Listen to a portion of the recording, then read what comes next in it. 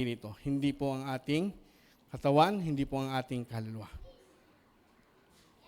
Nung naborn again po ay tayo, parehas pa rin yung ating katawan, parehas pa rin yung ating kaluluwa, pero yung ating spiritong patay ay binago na. Lahat na nakipag-isa kay Kristo ay isa ng bagong nilalang. Wala na po yung dati nating pagkatao. Tayo po ay bago na. Tingnan nyo ang katabi, binago na po yan ng Panginoon.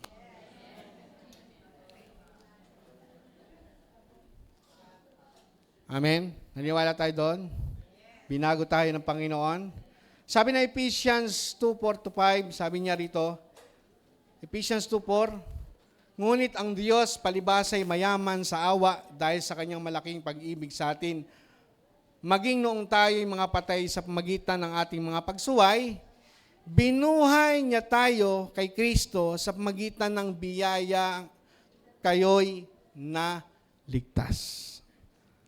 Dahil sa biyaya, sa sagana ng habag ng Diyos at napakadakila ng kanyang pag-ibig sa atin, inukol niya yung kanyang sarili. Na tayo binuhay ni Kristo noong tayo po'y mga patay pa dahil sa ating mga kasalanan. Hindi ho hinintay ng Diyos na tayo po ay maging matino. Kasi nga hindi tayo magiging matino kung wala po siya. Ang ginawa niya, binuhay na niya tayo. Kasi hindi natin maunawaan si Kristo, hindi natin maunawaan ang kanyang plano, ang kanyang malalim na panukala sa atin kung wala po yung Espiritu ng Diyos sa atin. Naniniwala tayo doon na ang Espiritu ng Diyos ang nagpapaunawa sa atin maging ang pinakamalalim na panukala ng Diyos sa buhay po ng bawat isa sa atin. Ano ang patay sa atin nang hindi tayo naipanganak na muli o na born again? Ito po yung Espiritu. Hindi ang ating katawan, hindi po yung ating kaluluwa. Kaya ho, ang na-born again sa atin ay ang ating Espiritu.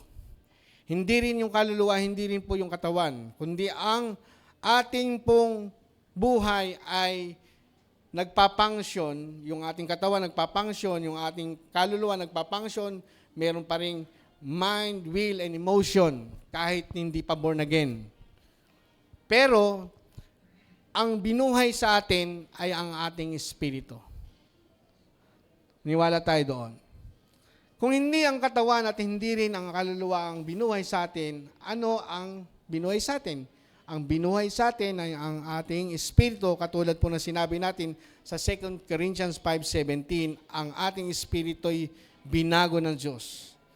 Binago ng Diyos. Sabi po ng Ephesians 4:24, and to put on the new self. Yung pong new self dito ay new spirit created to be like God in true righteousness and holiness. Yung po ang binago sa atin ng Diyos, ang ating espiritu. Halata naman po doon sa ating binasa na hindi po katawan, hindi rin kaluluwa ang binago sa atin. Ang bago sa atin ay ang ating espiritu, the new self, ang espiritu. Sabi po ni Apostle Paul strongly argues that the new self, the spirit, is created to be like God and in true righteousness and holiness. Pansinin po natin, ang ginamit po na salitang created ay past tense. Not being created, no, implying it's ongoing, or not will be created. Sabi doon, tayo po ay kinrate ng Panginoon, past na po yon.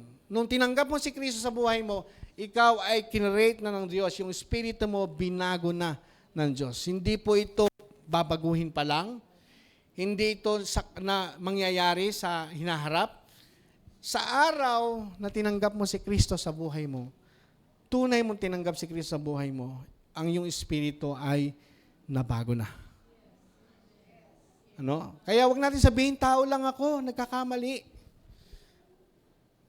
Andyan pa yan eh. Wala akong magawa, nandyan pa yan. Pag sinabi mo nandyan pa yan, lalong maghahari sa buhay mo kasi yun ang pinaniniwalaan mo. Pero kung pinaniniwalaan mo, araw-araw, ikaw ay binago na ng Diyos. Ikaw ay may bagong buhay galing sa Diyos. Mararanasan mo ang buhay na tulad ng Panginoong Hesukristo. Our new self is created to be like God in true righteousness and holiness. Not being created or will be created to be like God. Tayo po ay create ng God. No? Created to be like God. Ito po ay tapos na. Nangyari na sa buhay po natin. Isang bagay na mahalaga dito ay ang sa original text po ay sa grammatica sa Greek word, ang salitang created ay chistenta. Ang sabi po rito sa talatang ito ay nasa passive voice. Nangyari na. Nung tinanggap mo si Kristo sa buhay mo, nangyari na ikaw ay binago na ng Diyos. Bagong espiritu na nasa iyo. Kaya hindi na pwedeng maghari ang masamang espiritu sa buhay mo. Bakit? Kasi ang nananahan sa iyo ay makapangyarihan. Pinakamakapangyarihan. No? Greater is He that is in you. Amen po ba? Makapangyarihan ang espiritong nasa iyo kaysa sa espiritu ng sanlibutan. Kaya hindi ka na sasaniban. Wag na sabihin, may sanib kasi yun, may toyo, kaya ganun. Madalas sinasabi natin yun Hindi na ho. Wag natin sabihin, lalong totoyoin yun. Sabihin natin, binago na yan ng Diyos. Created like God. Ang ating espiritu ay hindi matuwid at banal dahil sa ating ginawa o ginagawa. Tayo ginawang banal o pinabanal at kabilang sa mga banal sa pamilya ng Diyos dahil sa ginawa ni Kristo sa krus. Sabi ng Hebrew 12:11, at ito ay sa pamagitan ng sakripisyo ng Panginoong Jesucristo sa krus ng Kalbaryo para sa atin. Sabi pa ng John 10:10, ang Panginoong Jesucristo ang ating kabanalan.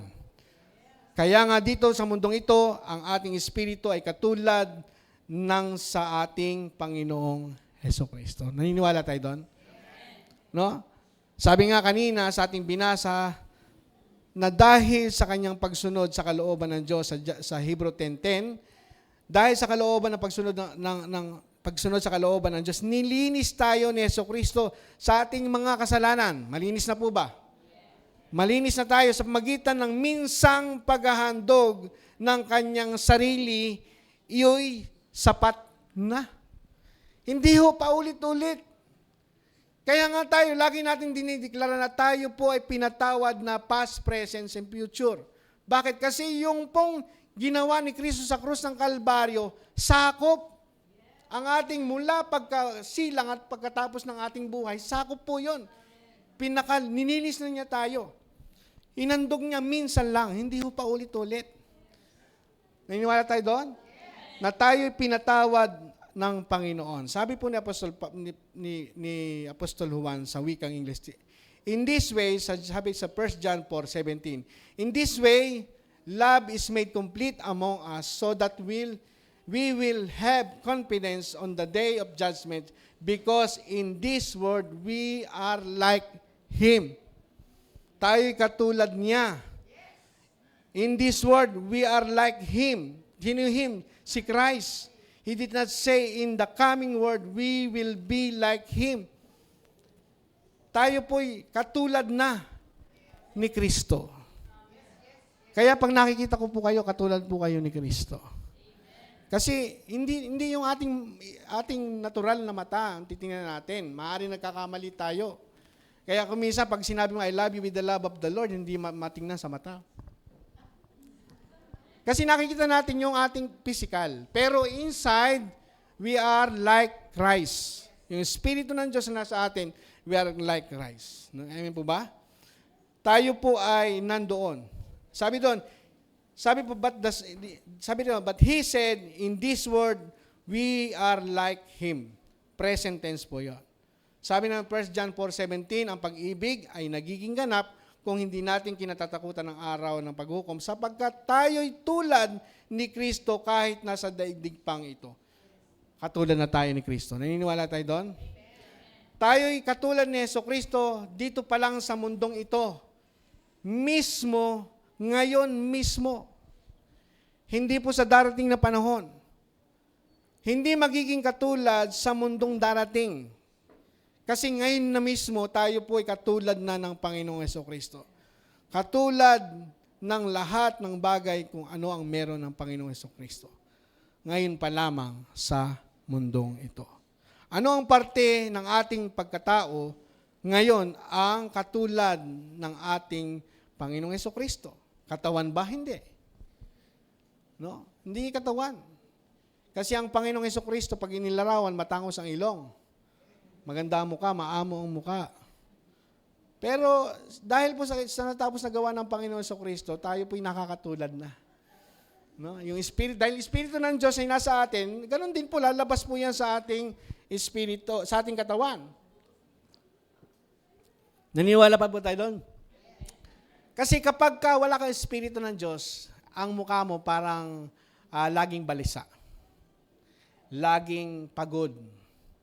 Laging hirap. Kasi yung Espiritu na nasa iyo, lumang pagkatao, patay. Pero nung binago ng Diyos ang ating Espiritu, tayo po'y maganda. Tayo po ay pogi, no? Maganda at pinagpala ng Diyos sa buhay po natin. Kaya lang din sinasabi, are blessed and highly favored. Hindi po tayo malungkot pag sinabi, ay, charito, nakangiti tayo. Charito. Hindi naman ganun, di ba? Tayo po ay laging masaya, kahit may problema, lagi tayong masaya. Hindi naman po tayo exempted sa problema. Pero alam natin na mayroong Diyos na hindi nagpapabaya sa atin, lagi nating kasama. Amen. Ang pagkataong binago sa atin, katulad ng Panginoon Jesucristo, ay ang ating espiritu. Sabi po ni Apostol Pablo, ito po ang malakas na argumento ni Apostol Pablo, but he who unite himself with the Lord is one with him in spirit. Tayo po ay iisa. No? Tayo po isa. Sabi sa Tagalog, ang pag-ibig ay nagiging ganap kung hindi natin kinatatakutan ng araw ng paghuhukom. Talaga naman yun eh. Hindi natin kinakatakutan yan sapagkat tayo katulad ni Kristo kahit nasa daigdig pang ito. Meron tayong Kristo. Ba't tayo matatakot? Ginegera na ang Israel ng Iran. Kahit namang girahin ng sino man yan, hindi yung may pababayaan ng Diyos. Bayan niya yun eh. Nagsama-sama sila. Bakit hindi matalo ang Israel? Kasi nga, mayroong Diyos na nagpoprotekta doon. Kung paano pinoprotektahan ng Diyos ang Israel, tayo, ganun din po tayo. Dahil kay Kristo. Kasi tayo po ay spiritual Israelite. Dahil kay Kristo, tayo ay naging tagapagmana rin ng kayamanan ni Abraham. Kaya hindi tayo natatakot kasi ang Espiritu ng Panginoong Hesus ay nasa atin. Ang ating Espiritu ay perpekto na magpakailanman. Naniniwala ba tayo doon? Ang Espiritu ng Diyos ay perpekto na sa atin. Sabi nga, magpakailanman. Yung ating Espiritu ay perpekto na. Ito'y ginawang katulad ng Diyos. Created to be like God. Pag sinabi ng Diyos na created to be like God, kung ano ang Diyos, ang Espiritu ng Diyos ay nasa atin, perfecto yung ating Espiritu.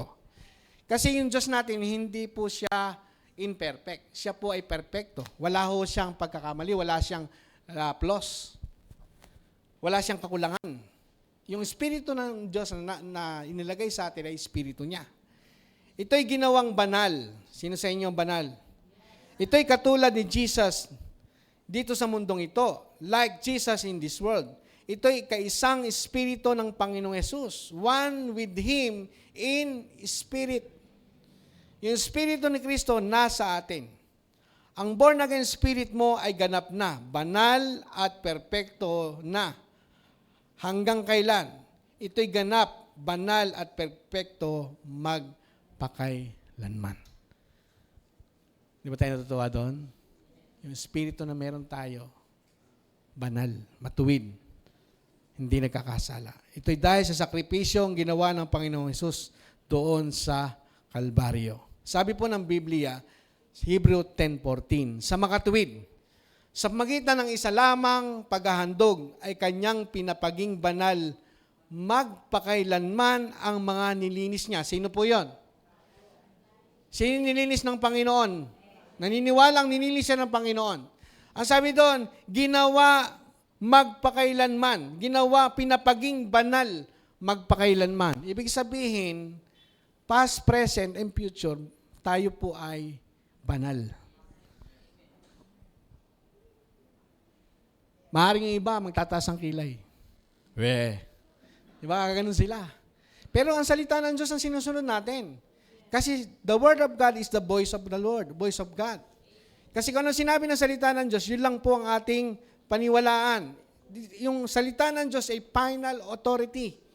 Hindi po yung taong nagpapaliwanag ng Bible. Kasi ang Bible mismo kaya ipaliwanag ang kanyang sarili.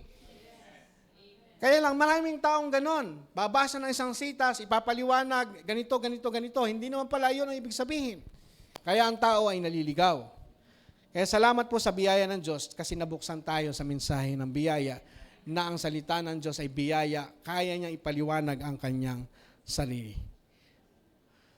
Because of one sacrifice, Christ died on the cross, He made perfect forever those who are being made holy. Sabi po doon sa English. Dahil po sa natapos na gawa ng Panginoon sa Kristo, ginawa niya tayong banal magpakailanman. Ang na-born again sa atin ay ang born again spirit ay hindi na nagkakasala. Ang born again spirit hindi nagkakasala. Maaring iba sasabihin, pero yun po yung totoo. You need to read this carefully. Hindi ko sinasabing hindi tayo nagkakasala. Pero yung espiritong nasa atin, hindi nagkakasala. Kasi yung espiritu na nasa atin ay espiritu ni Kristo. Nagkasala po ba si Kristo? Nagkasala po ba ang Diyos? Hindi nagkakasala. Yung espiritong inilagay sa atin, yung bagong espiritu na born again tayo, binigyan niya tayo ng bagong espiritu, hindi po ito nagkakasala. Yung born again na nasa atin, ito ay banal, ito po ay ganap, ito po ay perpekto. Kaya hindi nagkakasala. Meron bang perpekto na nagkakasala? Pagka ang isang bagay ay merong hindi perpekto, hindi po siya pure. Kapag ang espiritu ay nagkasala, hindi po siya perpekto, pero hindi po siya nagkakasala. Kasi ni minsan hindi nagkasala ang Panginoong Hesus. Sabi ng 1 John 3:9, ang sino mang ipinanganak ng Diyos, born again, ay hindi nagkakasala sapagkat ang kanyang binhi ay nananahan sa kanya at siya hindi na maaaring magkasala sapagkat siya ay ipinanganak ng Diyos. Sino po yon? Tayo na born again, hindi na nagkakasala yung ating espiritu. Hindi ko po sinasabing yung katawan. Hindi po sinasabi yung soul. Yung spirit na nasa atin, hindi na nagkakasala. Kasi yung binhi na nasa atin ay ang Panginoong Hesus. Yung Espiritu ng Diyos na nasa atin ay nasa atin. Hindi po ito maaaring magkasala sapagkat siya ay ipinanganak na ng Diyos. Ganun tayo. Ipinanganak na tayo ng Diyos, yung Espiritu na nasa atin na buhay, dating patay, binuhay, hindi na po yung nagkakasala. Ang nagkakamali, yung ating pong katawan, yung ating soul, yung ating flesh. Pero kapag ang Holy Spirit lagi nasa atin, alam niyo po bang ang ating pong katawan ay binabago ng Diyos? From holy to holy, to perfection to perfection. Kasi yung ating spirito perfect na eh. Ngayon, yung ating katawan, sa darating na panahon, bibigyan niya tayo ng glorified body. Kaya yun po, process. Pero yung espiritu natin na binago, yan po yung nasa atin. Ito po yung matuwid na. At hinahayaan natin maghari sa buhay po natin. Sabi po sa wikang Ingles, whoever has been born of God does not sin.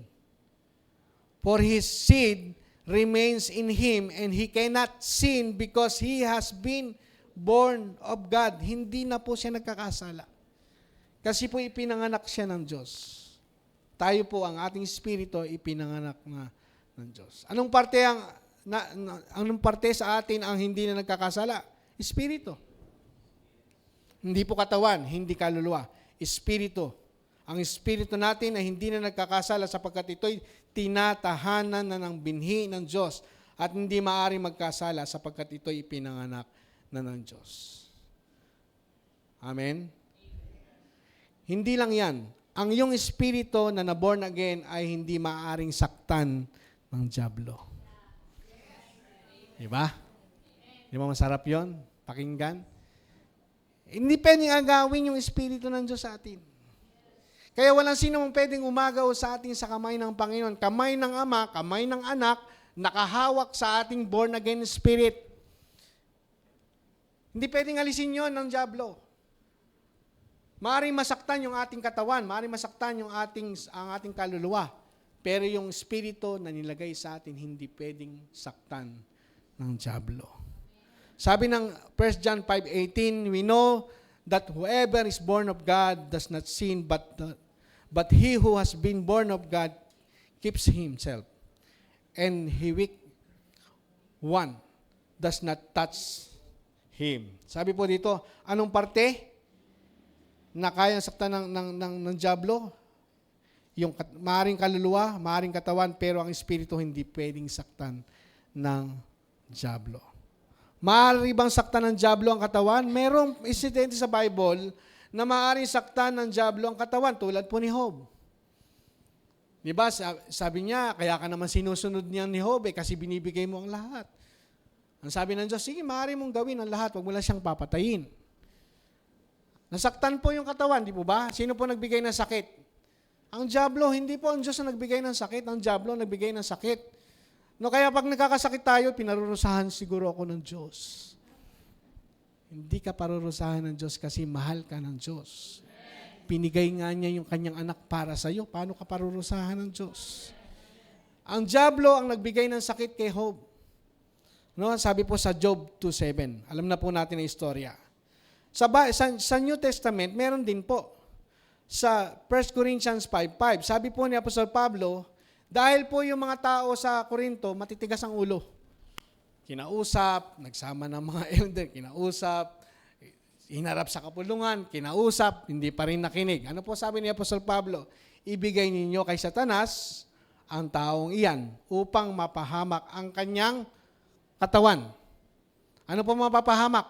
Katawan. At nang sagay, maligtas ang kanyang espiritu sa araw ng paghuhukom. Yung espiritu, hindi kayang galawin. Yung katawan. Wala naman pong matigas ang ulo rito, wag po kayo mag-alala. Lahat po ng kabiyaya, hindi matigas ang ulo. Amen? Bakit kamo? Dahil binigyan niya tayo ng bagong puso, isang pusong laman, isang pusong masunurin. Diba? Naniniwala tayo doon? Maaaring bang saktan ng dyablo ang kaluluwa? Tandaan, ang kaluluwa po ay ang ating isip, kalooban at damdamin. Mind, ang soul po ay binubuo ng tatlo, mind, will, and emotion. Trichotomy rin po, di po ba? Yung body, trichotomy din. Blood, flesh, and bone. Diba? Natandaan po natin yung nakaraan. Ngayon din, yung ganun din po kasi ang tao nga created like God, tatlo. Tapos ang soul ay mind, will, and emotion. Mayroon bang insidente sa Bible na maaaring saktan ng dyablo ang kaluluwa ng isang tao? Meron po. Tingnan po natin sa Matthew 16:21-23. Mula noon ay pinaalam ni Jesus sa kanyang mga alagad nang mangyari sa kanya. Sabi niya, dapat akong magtungo sa Jerusalem at magdanas ng maraming hirap. Ako'y papatayin, ngunit sa ikatlong araw, ako'y muling mabubuhay. Dinala siya ni Pedro sa isang tabi at sinimulang pagalitan. Panginoon, pinagalitan pa ang Panginoon. Huwag nawang itulot ng Diyos. Kailanman hindi mangyayari ito sa iyo. Ngunit hinarap siya ni Jesus at sinabihan, umalis ka sa harapan ko, Satanas. Hadlang ka sa aking landas. Ang isip mo ay hindi sa Diyos, kundi sa tao. Yung kaluluwa, mind, will, and emotion na control ni Satanas sa buhay po ni Peter. No? Kaya minsan ganon. Na kayang saktan, kayang makontrol. Kaya salamat po dahil kay Kristo hindi po tayo nakokontrol. Amen? Kasi nasa atin ang Espiritu ng Diyos. Kapag nasa atin ang Espiritu ng Diyos, hinahayaan natin siyang kumilos sa buhay natin, apektado na po yung ating espiritu, ang ating kaluluwa, yung ating katawan. Binabago niya tayo, inaayos niya tayo, katulad ng kanyang anak. Di ba sabi, ang plano ng Diyos mula pa sa pagsilang natin ay ang plano ng Diyos maging katulad tayo ng kanyang anak? Nangyayari yan sa buhay po ng bawat isa sa atin. Sa Lucas naman, ito po si Peter. Sa Lucas, chapter 2, verse 3 to 4, nung namay pumasok si Satanas kay Judas, na tinatawag na Iscariote, nakabilang sa 12, kaya't nakipagkita siya sa punong pari at sa mga pinuno ng mga bantay sa templo upang kanilang pag-usapan kung paano niya ipagkakanulo si Jesus Christ. Ano po ang nagalaw? Yung kaluluwa.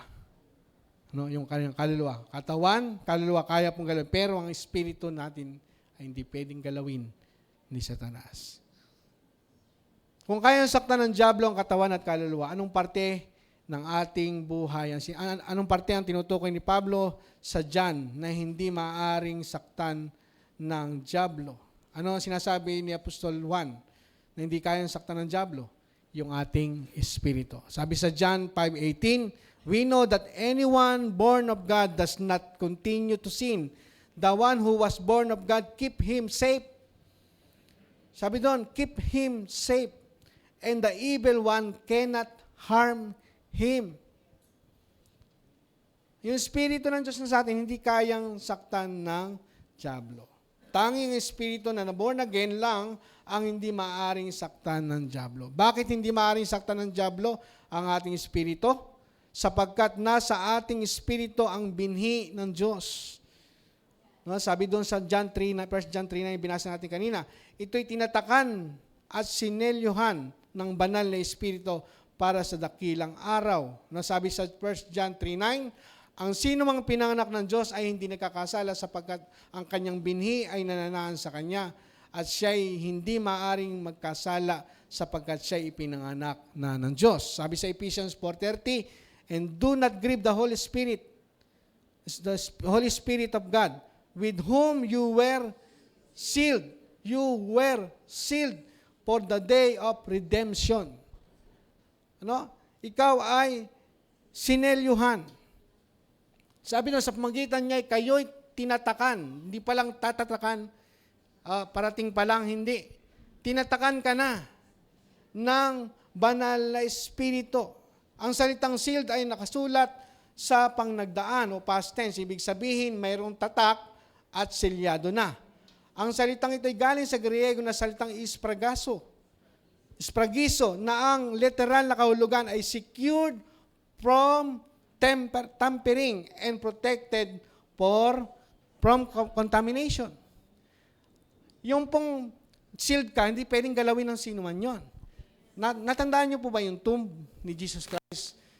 Dahil ayaw nilang magkaroon ng problema, tinatakan po yon yung tatak ng mga namumuno doon, mga emperador.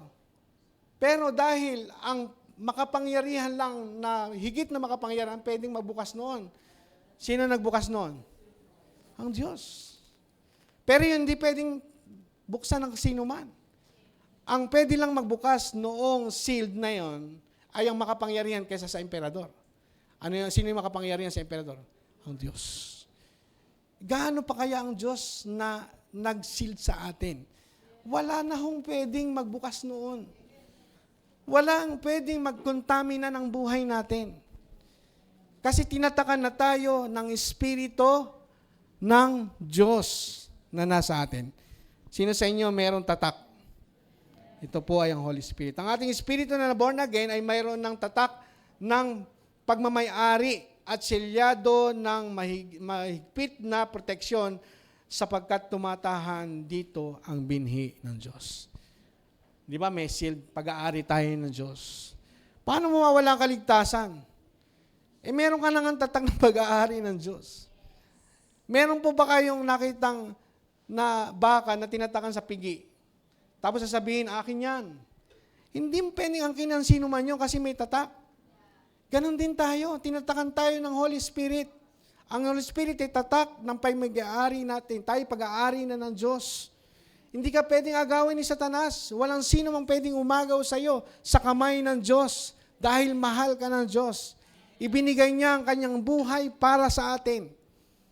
Hindi tayo pwedeng agawin. Kaya ang kaligtasan hindi ho nawawala. Forever safe tayo. No, may security tayo kay Kristo. Kay Kristo, tayo po ay may security. Kung ayaw po nila, sila na lang. Pero tayo, we are secured in Christ. Amen po ba? Okay, na born again po sa atin, your born again spirit is forever secured from tempering and protected from contamination. And the evil one cannot touch it o harm it. Amen? Hindi tayo pwedeng galawin ng diablo.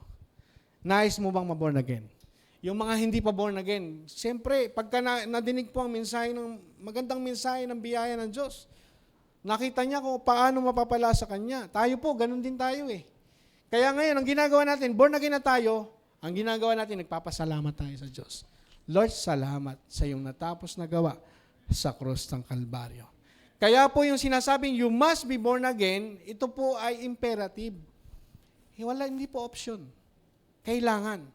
Kasi ang born again lang ang pupunta sa langit. Unless a man be born again, he cannot see the kingdom of God. Unless, pagka sinabing maliban, walang iba. Ma-born again, dapat muna. Kaya lang, sabi nga na nakaraan, pinag-aralan natin, ang born again, hindi po yung reliyon. Yung po ay relasyon, yung po ay spiritual na karanasan na ginawa ng Diyos sa buhay po natin. Amen?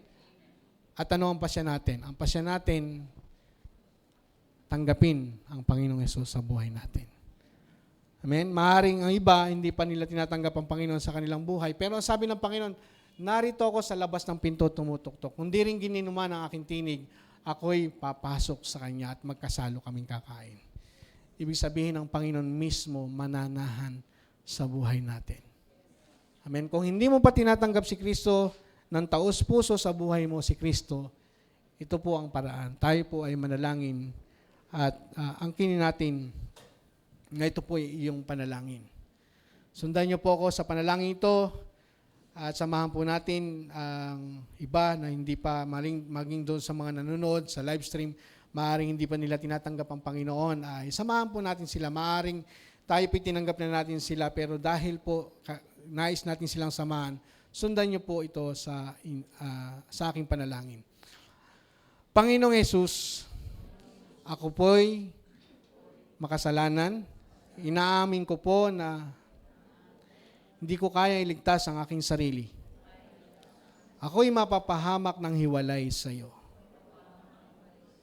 Patawarin niyo po ako sa lahat ng aking mga kasalanan. Ako po'y naniniwala na ikaw ay namatay at nabuhay na magmuli at umakyat sa langit at muling babalik. Tinatanggap kita sa aking puso bilang Panginoon at sariling tagapagligtas. Amen.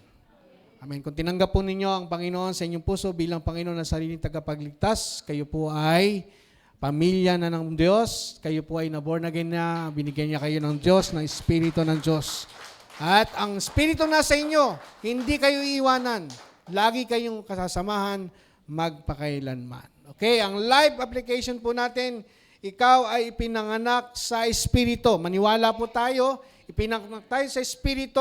Ang Espiritu na nasa atin, hindi po ito nagkakasala, ito po'y perpekto, ito po ay salamin. Ang salita ng Diyos ay salamin sa ating buhay, sa pagiging na-born again, at ang Espiritu ay tatak ng ating pagkaligtas at tanda ng pagmamayari ng ating buhay ng Diyos, ng pagmamayari ng Diyos sa buhay po ng bawat isa sa atin. Ano po ang big idea? The big idea, you must be born again. It is imperative. Okay, palakpakan po natin ang Panginoon.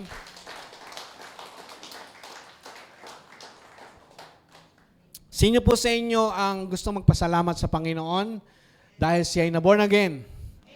Awitan po natin ang Panginoon. Mawit muna po tayo. Awitan po natin ang Panginoon yung huling kinanta kanina. Holy forever. Sabi po sa awiting ito ay holy forever. At ang Diyos po natin talaga'y banal. At dahil po tayo po'y pinapaging banal, tayo rin po ay holy forever. Naniwala tayo doon? Tayo po'y banal sa harapan ng Diyos. Kaya ang Panginoon, karapat-dapat po siyang awitan, karapat-dapat po siyang sambahin, sapagkat mabuti po siyang Diyos sa atin. Salamat po, Panginoong Yesus, sa iyong natapos na gawa sa krus ng Kalbaryo. Dahil sa iyong natapos na gawa, kami po ay banal sa iyong harapan. Kami po ay iyong mga anak. At bilang pasasalamat, Panginoon, sasambahin ka namin, pasasalamatan ka namin sa isang awitin. Awitin na alam po namin na hindi kayang pantayan ng iyong kabutihan sa buhay po namin. Pero dahil po sa aming taus-pusong pasasalamat, ito po ay pasasalamat namin sa iyo. Ang papuri at pagsamba ay para sa iyo lamang. Awitan po natin ang Panginoon.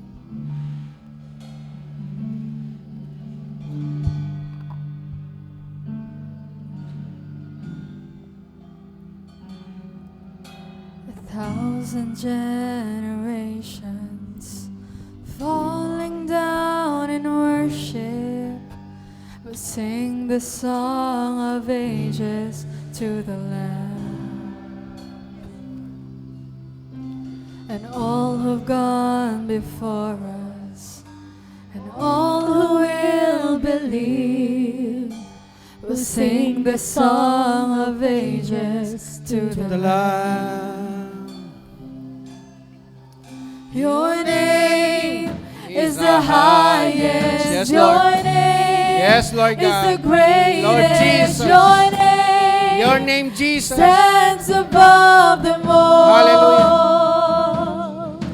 All thrones and dominions and all powers and positions. Your name stands above them all. And the angels cry, Holy. Yes, Lord God. All Ika'y banal. creations cry, Lord, sa iyo po ang aming papuri at pagsamba, O Diyos. Holy, you are lifted high. Holy, yes, Lord. Holy forever. Yes, Lord God. Narito kami, Panginoon. If you've been forgiven, Salamat sa iyong natapos na gawa sa krus ng Kalbaryo. Pagsamba, papuri, parangal sa iyo lamang, Panginoong Yesus. And if you walk in freedom, and if you bear His name, Sing the song forever to the Lamb. Lord, pinupuri ka namin. we'll sing the song forever. Amen. And the angels cry, Holy, our creation's cries, Holy, you are lifted high, Holy. Thank you for your presence, Lord God. Holy forever. Salamat, salamat, salamat po, Diyos, sa iyong presensya. Your people sing, Holy, to the King of Kings. holy, You will always be holy, holy forever. Yes, Lord God, your name, your name, Jesus. Your name Yes, is Lord the God. highest. Your name, Jesus, name Jesus, is Jesus. the greatest. Your name stands above and all. Yes, Lord God. All thrones and Yes, Lord God, ang iyong pangalan, higit sa anumang pangalan and positions. na ibinigay mo sa sukat ng kaligtas ng tao, itinataas stands namin, above them Panginoon. all. Your name is the highest. Your name is the greatest. Your name stands above them all. Jesus, all thrones and dominions and all powers and positions. Your name stands above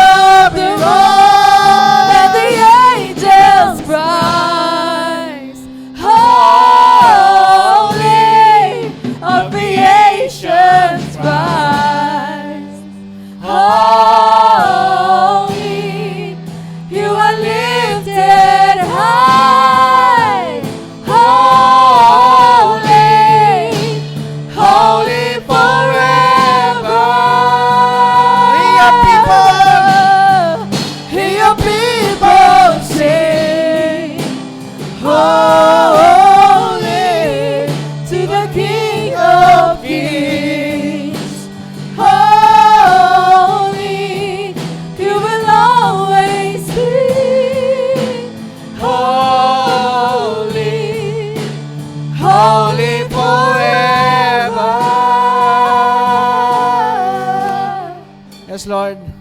Lord, salamat po, Diyos. Tunay nga, Panginoon, salamat sa iyong natapos na gawa sa krus ng Kalbaryo. Ang mensahe ng krus ninyo, Panginoong Yesus. Ang iyong natapos na gawa na siyang kumilos at gumalaw sa buhay po namin. Salamat po sapagkat ang bawat isa sa amin ay pinanganak na muli.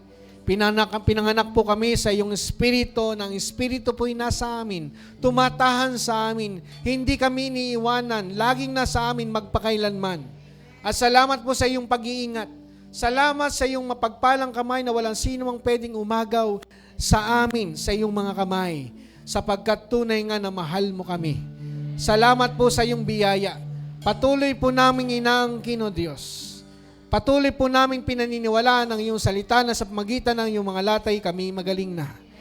Kami po, dinideklara po namin na kami po'y magaling na. Amin pong pinaniniwalaan na kami po'y magaling na. Kami po'y malakas. Kami po'y malusog, masigla. Kami po'y pinagpala at pinaburan.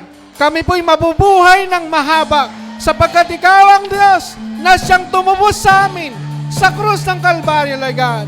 Salamat po, Panginoon. Tunay nga na walang ibang itinataas, walang ibang dadakilain sa lugar na ito, kundi ang tanging pangalan mo lamang, Panginoong Yesus, na aming Panginoon at sariling tagapagligtas. Sa iyo po ang papuri, parangal, pagdakila, paglalati sa tanging pangalan ninyo, Panginoong Yesus. Amen. Amen. Palakpakan po natin ang Panginoon.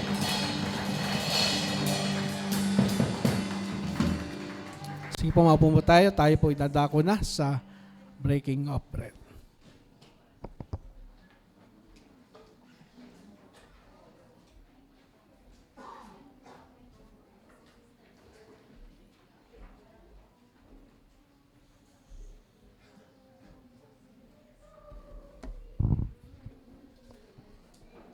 Amen po. Patuloy po natin dadakilain ang ating Panginoon sa paghahati-hati natin at ng tinapay at pag-inom natin ng katas ng ubas. Salamat sa Panginoon sa alalahanin natin siya sa kanyang kabutihan, sa walang patid na pag-ibig niya sa buhay ng bawat isa sa atin. Hallelujah. Siya ang pinagmumula ng ating buhay. At isa pong verse na ito verses pala na magre-remind sa atin upang alalahanin natin ang ating Panginoon. For by His grace, God's remarkable compassion and favor drawing you to Christ, that you have been saved, actually delivered from judgment and given eternal life through faith. And this salvation is not of yourself, not through your own effort, but it is the undeserved, gracious gift of God, not a result of your work, nor your attempt to keep the law, so that no one will be able to boast or to take credit in any way to His salvation. Ang napakabuti po ng ating Diyos, yung pong kaligtasan natin ay sa pamamagitan po ng grasya ng Panginoon, sa pamamagitan ng ating pananampalataya. At wala po tayong ginawa kahit na katiting. Tanging ang Panginoong Kristo lamang. Walang halo. Yun lang po ay yung tinapos na gawa lamang po ng Panginoong Kristo. Kaya tayo naligtas. At salamat po sa kanyang kabutihan sa buhay ng bawat isa sa atin. Next po. Tagalog lang po, babasahin ko Tagalog. Dahil sa biyaya ng Diyos, naligtas kayo ng sumampalataya kayo kay Kristo. Kaloob ito ng Diyos at hindi galing sa inyo. Hindi ito nakasalalay sa mabuti ninyong gawa para walang maipagmalaki ang sinuman. Yun po, salamat po. Sunod. At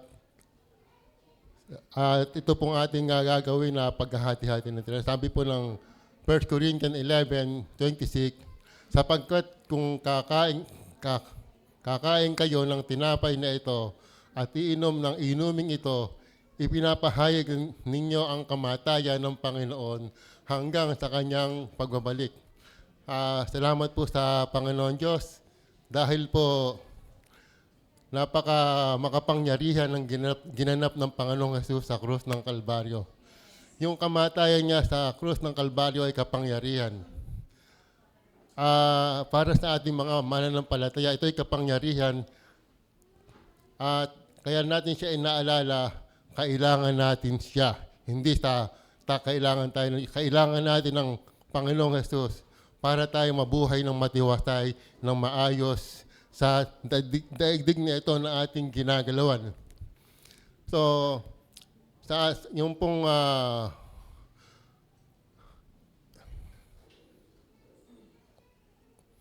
ito pong tinapay ay simbolo ng katawan ng ating Panginoong Jesucristo na nabayubay sa krus ng Kalbaryo na nagkasugot-sigat, natadtad, nabugbog para sa ating kagalingan. At namatay siya sa krus ng Kalbaryo. Naisip ko lang po, sabi ng Panginoon, na Diyos ko, bakit mo ako pinabayaan?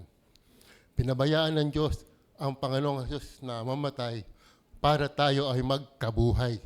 Nakuha po nyo, napakabuti po ng ating Diyos. At yung pong katas ng ubas naman ay sumisimbolo ng dugo ng Panginoong Jesucristo na ibig pong sabihin na ang dugo ng Panginoong Jesus, ang nature ng Diyos ay sumasa atin sa pamamagitan ng dugo ng Panginoong Jesus. Kaya po natin inaalala ang kamatayan ng Panginoong Jesucristo, ang kanyang banal na dugo na tumigis sa krus ng Kalbaryo para po napakalaki pong pasasalamat na yung nature ng Diyos na nasa atin na dahil ang dugo ni Kristo ay banal. Ang holiness ay nasa atin sa pamamagitan ng dugo ni Kristo at tayo ay protected dahil sa dugo ng Panginoong Kristo. At ayaw na madinig ni Satanas yung blood of Jesus. Dahil yung blood of Jesus, ginapit siya ng blood of Jesus. At niyurakan ng kanyang ulo ng ating Panginoong Kristo. Marami pong salamat sa ating Panginoong Kristo sa ginawa niya. Sa tinapos niyang gawain sa krus ng Kalbaryo. At makikita natin sa krus ng Kalbaryo, walang iba kundi yung grasya. Yung grasya ng Panginoon ay nandoon. So, next verse tayo po ay magpapartake na 1 Corinthians, ito po, isang verse po pala. Kaya sa pamamagitan lang ng minsan paghahandog, ginawa niyang ganap magpakailanman ang mga pinabanal niya. Tayo po yon. Next po. 1 Corinthians 11:23.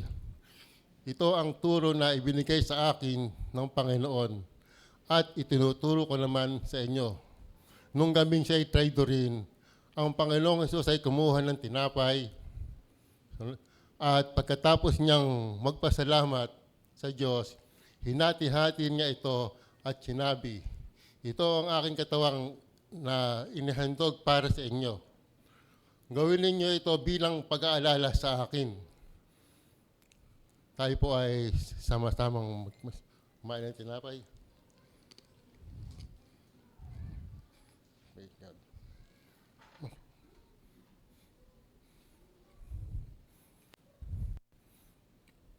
Pagkatapos nilang kumain, gayon din lang ginawa niya sa inumin. Kinuha niya ito at sinabi, ang inumin ito, ang kasunduan at pinagtibay ng aking dugo. Tuwing iinumin niyo ito, gawin ninyo bilang pag-aalala sa akin. Minum po yayo.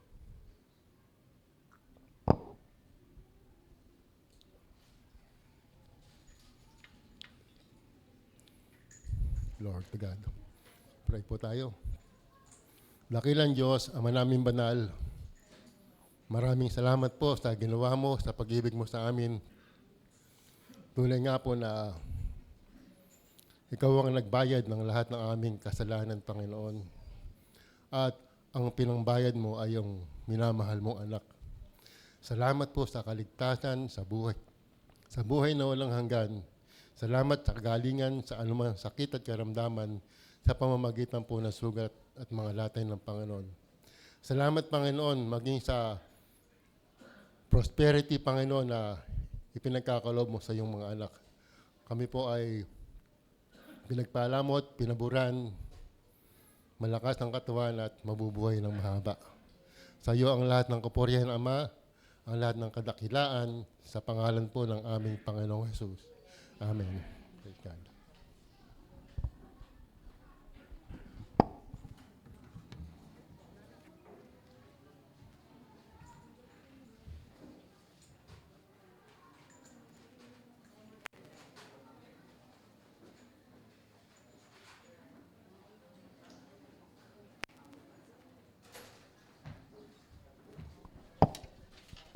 Praise the Lord.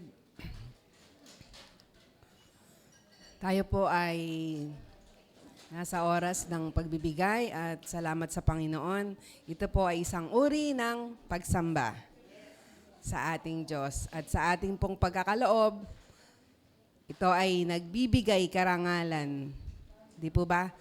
Sa ating Diyos. Sabi nga, nasusulat nga sa Proverbs 3:9, honor the Lord with your wealth.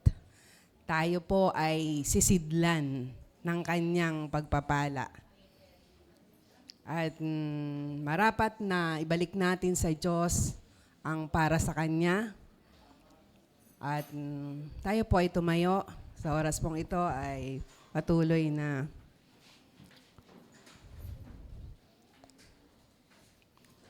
thank you, Lord. Salamat po sa iyong katapatan. Salamat sa iyong kadakilaan, sa iyong grasya at habag sa bawat isa sa amin, O Diyos. Ikaw na Diyos na tumutustos at nagtutustos ng lahat ng aming mga pangangailangan. Naririto po kami at patuloy na kami ay iyong ibinless, O God. Kung kaya naman kami nakakapag-bless din, Panginoon. In Christ, O God, kami ay pinagpala mo, O Diyos. At hayaan niyo po na ang kaloob na ito na aming ibibigay, Panginoon, ay magamit, Panginoon, sa ikalalaganap ng iyong gospel, ang tinapos na gawa ng Panginoong Jesucristo. At maging sa mga pangangailangan sa iglesyang ito, O God. Sa iyo ang papuri at pasasalamat dahil kami iyong pinagpala, Panginoon. Kaya marapat lamang, Panginoon, na sa iyo namin ibalik ang lahat ng ito sa pangalan ni Jesus. Amen.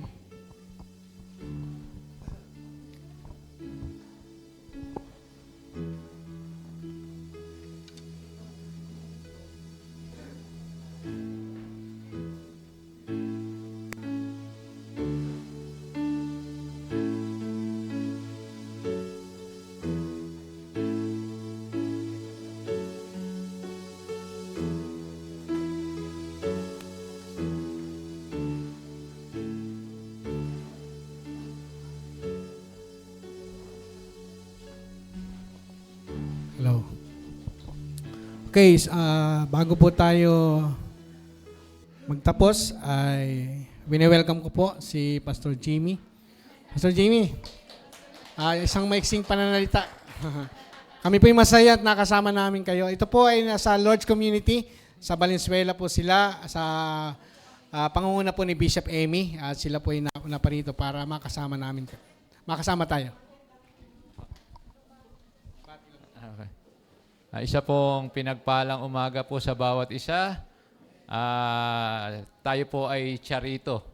Sige po. Minsan pa po batiin natin yung ating mga kabiyaya ng 2 thumbs up po. We are charito. In Christ, we are blessed and highly favored. Ano po? Yan po yung trademark ng ating pong community sa Full Grace po na charito po. Kaya po tayo pag kami nakakasalubong 2 thumbs up ng mga kabiyaya. Kaya po yung mga kabiyaya, kahit malalayo po at hindi magkakakilala, pagka po nakita 2 thumbs up, automatic po yun. Magkakaamoy na po tayong mga kabiyaya. Kaya salamat po sa pag-welcome niyo po, Pastor Pergin. Ito po isang napakasayang pagkakataon po na makapiling po namin yung mga kabiyaya. Actually po, taga dito lang ako sa Santo Niño. Kaya po, tuwang-tuwa po ako na meron po pala ditong Full Grace na church. Actually po, last year lang po kami yung revelation po ng Lord. October 8 po. Ano po ba ngayon? October 6. magwa 1 year pa lang po kaming na-born again. Kaya yun po yung katotohanan. At yun po revelation po talaga ng Panginoon, not by intellectual. Yan po yung kaibahan ng nasa full grace. Marami pong matatalino, hindi nila naunawaan yan. Kahit po panahon ni Jesus Christ, ang Panginoon, He is a good teacher, He is a good preacher, wala pong naniwala. Pero tayo po'y mapalad. No po? Sabi ni ang Panginoon kay Tomas, mas mapalad yung hindi siya nakita pero nanampalataya. Kaysa sa kanya, na nakita at nakasama for almost 3.5 years. Hindi siya naniwala. Kaya po tayo mapalad po. Tayo po ay pinabura ng Panginoon through revelation po. At yan po yung hindi kayang ipaliwanag. Ano po, marami pong tumataas ang kilay.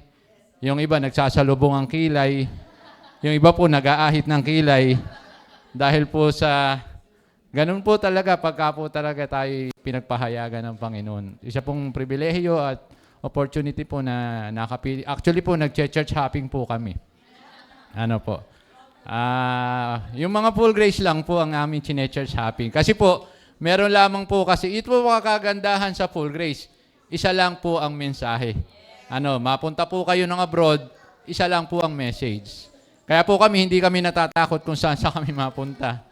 Kahit po libutin namin ng Bulacan, Pampanga, basta po full grace, wala po tayong problema. Kaya yan po yung kagandahan ng ating community. So marami pong salamat, Pastor Pergin, at lahat po ng mga kabiyaya. Kasama ko po yung aking may bahay. Pwede tumayo si Sister Irma, si aming pong bunso at panganay, si Jamie, aking pong kapatid, si Sister Presi, at yung aking pong nag-iisang nanay, si Nanay Nati po. Yun po, sila po'y kasama ko ngayon. At welcome po kami dito. Salamat po. Thank you po, Pastor Virgin. Ayan. Salamat po, Pastor Jamie at Pastor Irma, sa mga kasama niya. Salamat po sa Diyos kasi tayo po ay pinagpala at pinaburan. Totoo po yon, dapat dalawa. Charito. Pagka isa lang, chariwan eh. Kailangan charito. Pinagpala. Kasi yun po ang pinaka-highest approval, yung 2 thumbs up. Salamat po sa Diyos sa ginawa niya sa atin. Kaya bago tayo magtapos ay tinatawagan ko po ang mga may birthday, Charito birthday, ito pong October. Tayo po ay magpapasalamat sa Panginoon. Ayan, si Brad Paul, Brad Atoy. Sino ba nandyan? Si Sister Josie nasa live. Kasi si Lola Pao, si Sister Pao. Kasi tinawag niya kasi. Tawag kasi niya Lola Pao, kaya nasabi. Ayan. Sino pa may birthday? Sister Eunice, October 1. Ayan, sino pa may birthday pa? Ayan, i-request ko kay Pastor Jimmy. Pastor Jimmy, ikaw magpe-pray sa mga birthday. Pinadala ka rito para ipag-pray sila.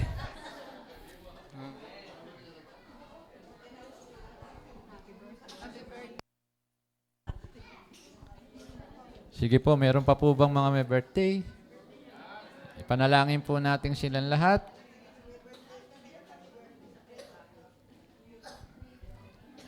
Okay na po? Wala na po. Okay, sige po. Pwede po ba tayong tumayong lahat?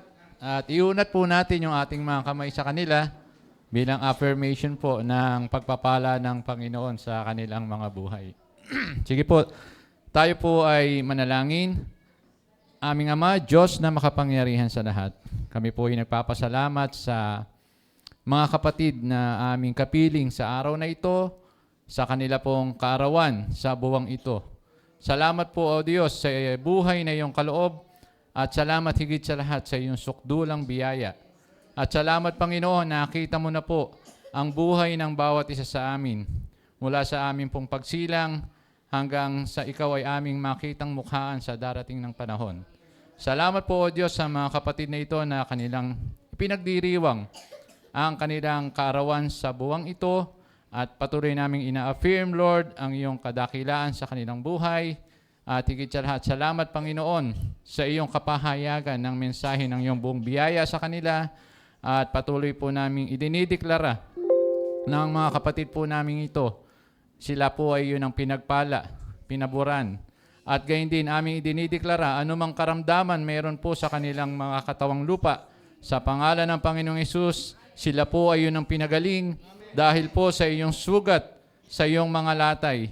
Sila po ay iyong pinagaling na, sila po ay iyong pinalusog, pinalakas, pinasigla, pinagpala at pinaburan at mabubuhay ng mahaba.